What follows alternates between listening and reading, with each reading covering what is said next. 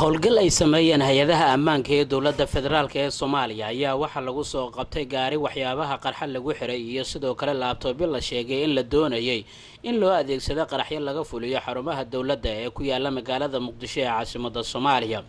baaritaanku ay sameeyeen hay'adaha nabad sugidda iyo sidoo kale ciidanka booliiska Soomaaliya ayaa howlgalka waxa lagu soo qabtay gaarigan iyo sidoo kale laptopyada oo la sheegay inay gaariyeen in ka badan 7 laptop kuwaas oo waxyaabaha qarxa la doonayo in loo adeegsado. afhayeenka maamulka gobolka Banaadir Cabdifataax Cumar Xalan ayaa madasha lagu soo bandhigay gaariga iyo laptopyada warbaahinta kula hadlay isagoo xog dheeraad ah ka bixiyay sida loo soo qabtay waxyaabahan. gaarigan aad u jeedaan ee gadaashayda yaala waa gaari ay saarayeen waxa halkan yaala waa 7 laptop oo cadawgu leeyihiin weeyaan.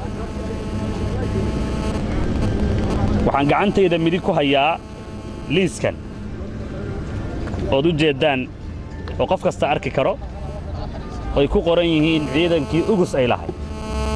waa fooliya baagadii ugus weeyaan.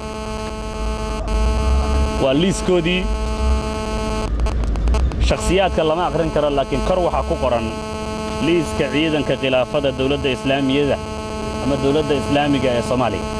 maxamed ciise maxamuud Somali Cable TV Muqdisho.